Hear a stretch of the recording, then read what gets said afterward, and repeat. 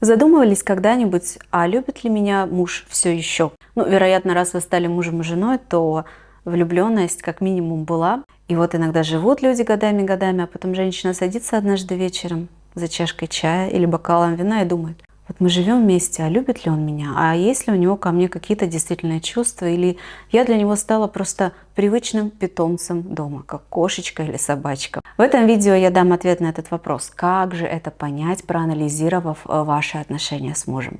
Я психолог Наталья Корнеева. Вы на канале про отношения. Обязательно подписывайтесь, если еще не подписаны. Первое, на что я рекомендую вам обязательно обратить внимание, что если человек живет с вами в браке, в одном доме, делит с вами быт, то однозначно он к вам испытывает чувства.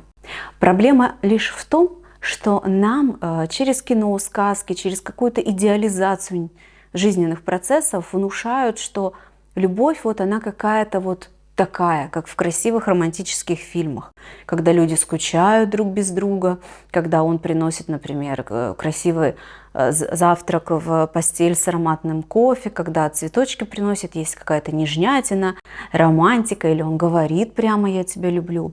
Это все идеализация, это все красивые картинки, которые нам внушают. Почему? Ну, потому что это выгодно, чтобы мы смотрели, чтобы в нас просыпались чувства. На самом деле любовь, она другая. Я в своем подходе к психологии, вот как я это вижу, как я работаю с людьми, четко разделяю, что есть влюбленность. Это когда вы увидели кого-то, влюбились, и вас к этому человеку тянет. Прям гормонально тянет, вы ходите о нем навязчиво, думаете, ваше тело, возможно, откликается даже на воспоминания о нем, и вы возбуждаетесь. Ну, то есть проявляется это все-таки немножко по-разному у людей, но вы понимаете, да, что такое влюбленность. Кстати, как вы ощущаете влюбленность, по каким сигналам, потому что с вами происходит, как вы понимаете, что вы влюблены? Помогите мне расширить мой кругозор в этой теме. Как это бывает у вас? А дальше влюбленность всегда проходит в среднем от 1 до 3 лет. Сейчас мы живем очень интенсивной жизнью, быстро развиваемся, и, как правило, все эти процессы проходят у нас уже все быстрее и быстрее. И вот если после влюбленности люди все еще вместе, дальше начинает развиваться любовь.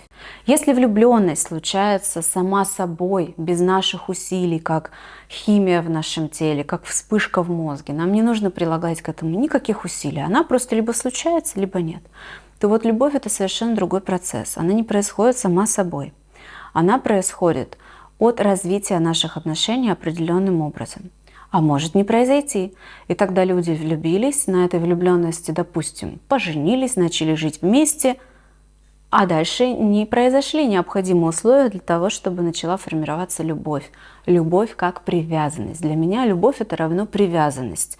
Привязанность не как собака на привязи сидит во дворе. Привязанность — это такой прям психологический термин, применяется в психологии. Есть даже теория привязанности, очень замечательная теория, которая объясняет многие процессы. Привязанность — это когда я чувствую, что ты часть меня в какой-то степени, а я часть тебя. Я знаю уже, что ты удовлетворяешь какие-то мои потребности. Я чувствую, что вот другие потребности мои, я хочу, чтобы именно ты удовлетворил. Мне хочется, чтобы именно ты погладил мне спинку, а не просто массажист, да? И вот, возвращаясь к вашей ситуации, к вашим отношениям, заметьте, что раз муж с вами живет, значит, у него есть к вам привязанность. Раз вы с ним живете, у вас к нему есть привязанность.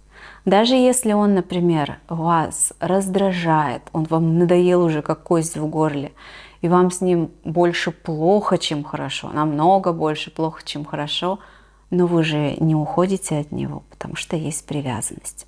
Эта привязанность бывает очень разная. Она бывает в здоровой форме, к чему всем нам бы стремиться.